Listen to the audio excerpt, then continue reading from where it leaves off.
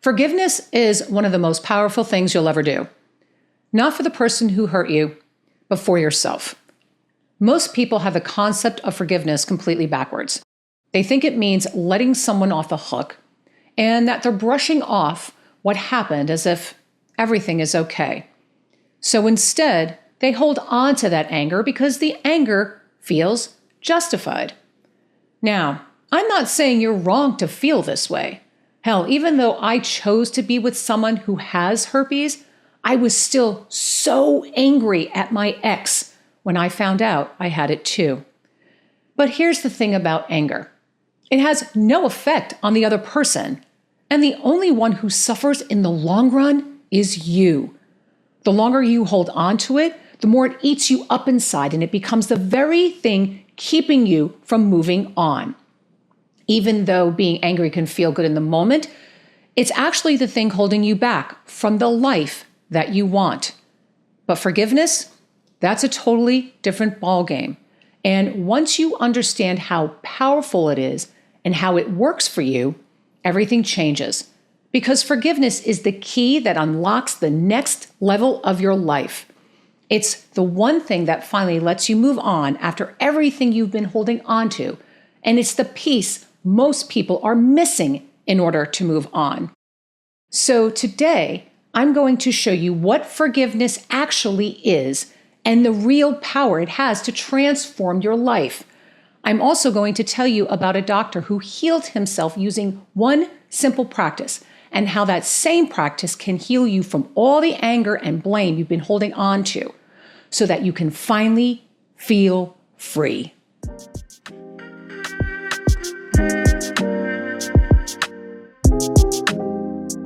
Hi, I'm Kat Dupree, and I help people to navigate life with herpes.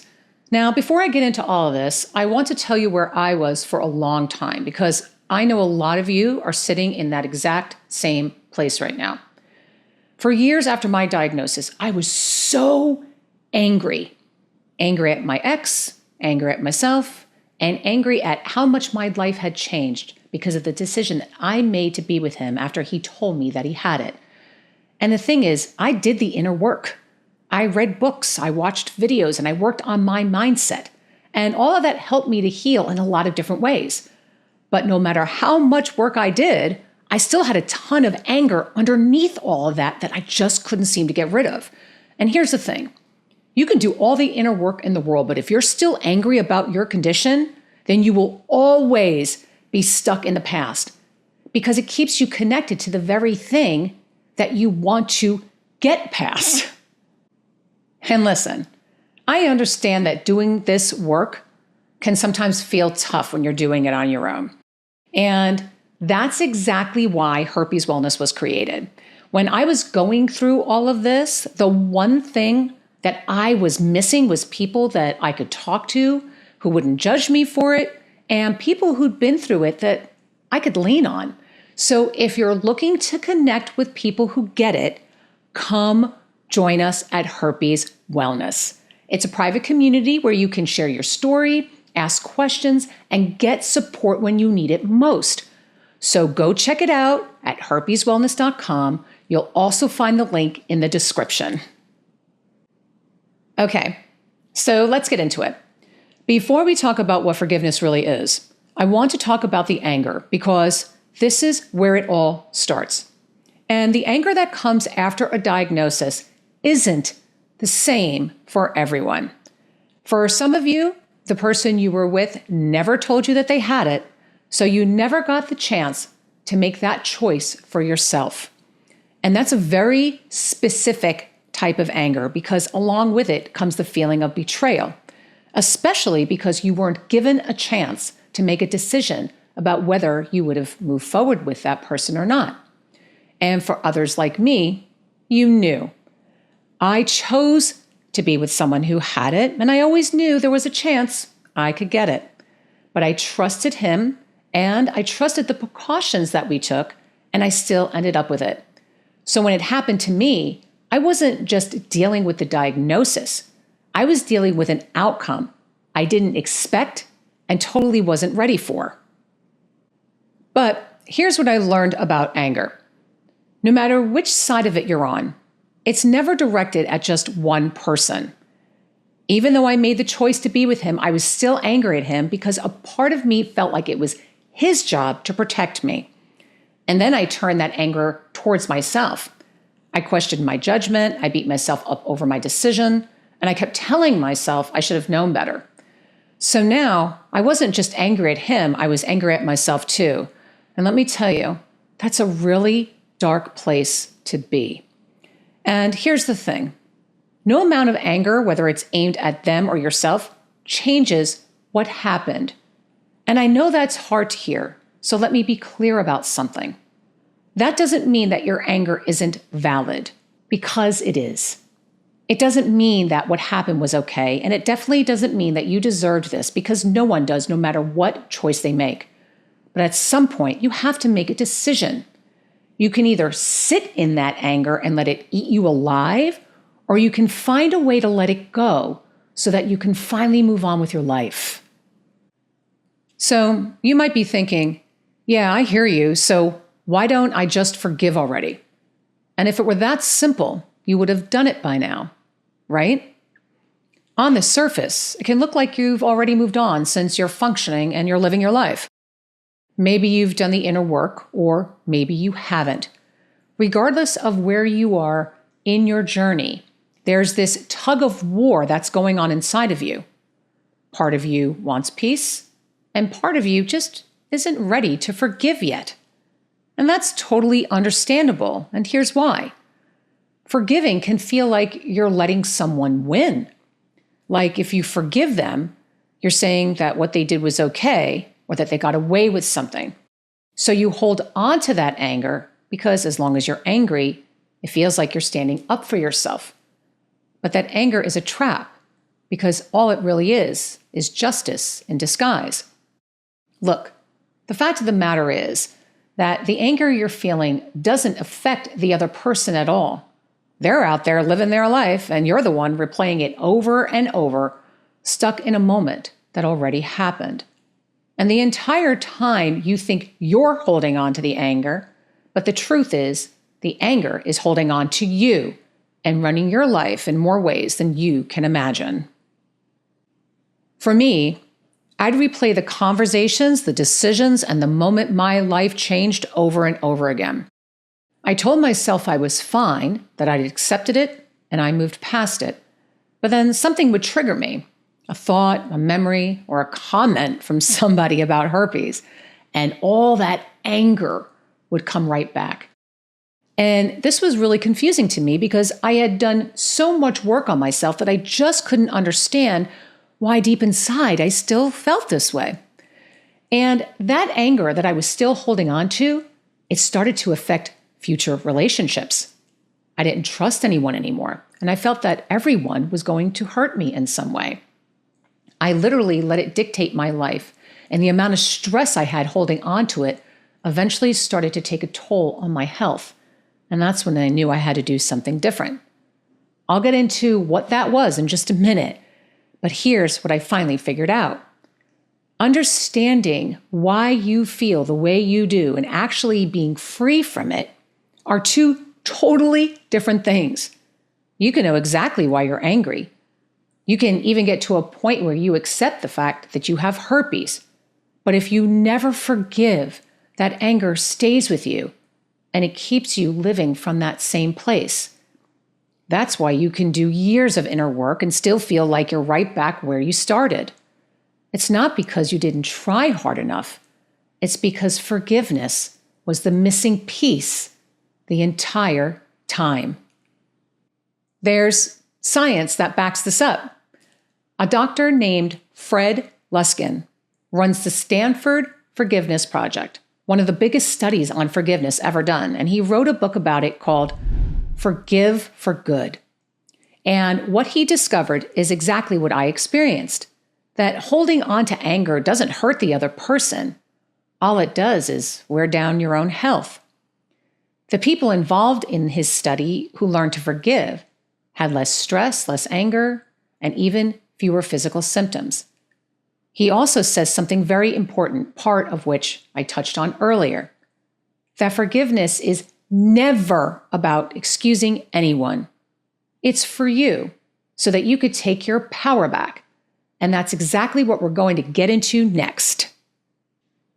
So let's talk about what forgiveness actually is, because most people get it wrong. For a long time, I thought forgiveness meant sitting down with the person who hurt me and telling them everything was okay. Like I had to make peace with them or excuse what they did or pretend it didn't matter anymore. And that literally felt impossible because I didn't want to do that.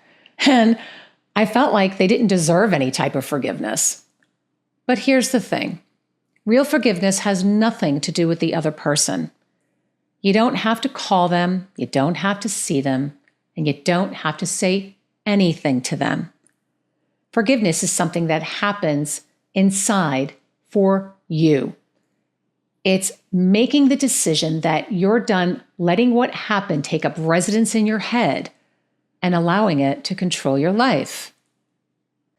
And this brings me to the doctor that I had mentioned at the beginning of this podcast.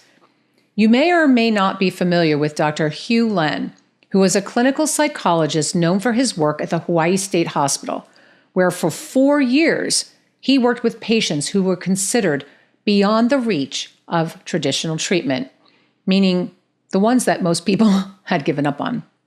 And he did something regarding the treatment of those patients that made no sense to anyone and was completely unconventional at the time. First, he never actually met any of his patients. What he did instead was walk through the halls and look through their files, and anytime a reaction came up inside of him, like anger or judgment, he took personal responsibility for how he felt and cleared it out of himself by reciting 4 simple phrases, which we'll get into here in a minute. But as he cleared what was inside of him, something incredible started to happen. The patients started getting better too. Now, I'm not telling you this for you to heal someone else. I'm telling you this because of what it proves. That real change never came from fixing anyone. It came from getting rid of what he was holding onto inside. And when he was asked what caused the patients to change, his answer was always the same. He said he was simply healing the part of himself that created them. What he meant by this is that he took total responsibility for everything showing up in his life, and instead of blaming anyone else or anything outside of himself, he looked inward and cleared it from within. So why am I telling you this, and how does it relate to having herpes? Because it's not like you're trying to cure anyone or fix the person who gave it to you, right? Well, let me explain. Taking responsibility has nothing to do with how you got herpes, and it's not about what was done to you. It's about taking responsibility for the anger and any other feelings you're still holding on to about it. Because that anger, that story, and that pain that you keep replaying over and over, that's yours to heal. And that's where every bit of your power lies, because you're making a choice to do it, and that choice is everything. Forgiveness, when it comes to herpes, isn't about someone else. It's about you finally getting rid of the moment, the story, and the pain that's been keeping you stuck in the past. For me, forgiveness didn't happen all at once. It happened one day at a time, the moment I started practicing what I learned from Dr. Hew Len. And that practice is called Ho'oponopono. It's a traditional Hawaiian practice, and the word itself means to make things right, but not with the person who hurt you. It's to make things right inside of yourself. It's a way of clearing out the anger, the resentment, and the moments you keep dwelling on so they stop having a hold on you. Remember the 4 simple phrases I mentioned earlier? Well, they are, I'm sorry, please forgive me, thank you, and I love you.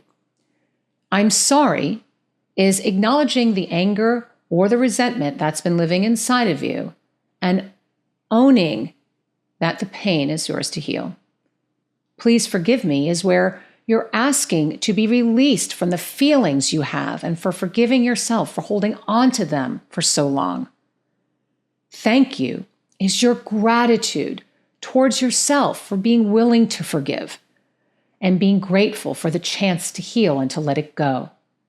And I love you is showing your self-love through the process without blame and judgment and accepting where you are.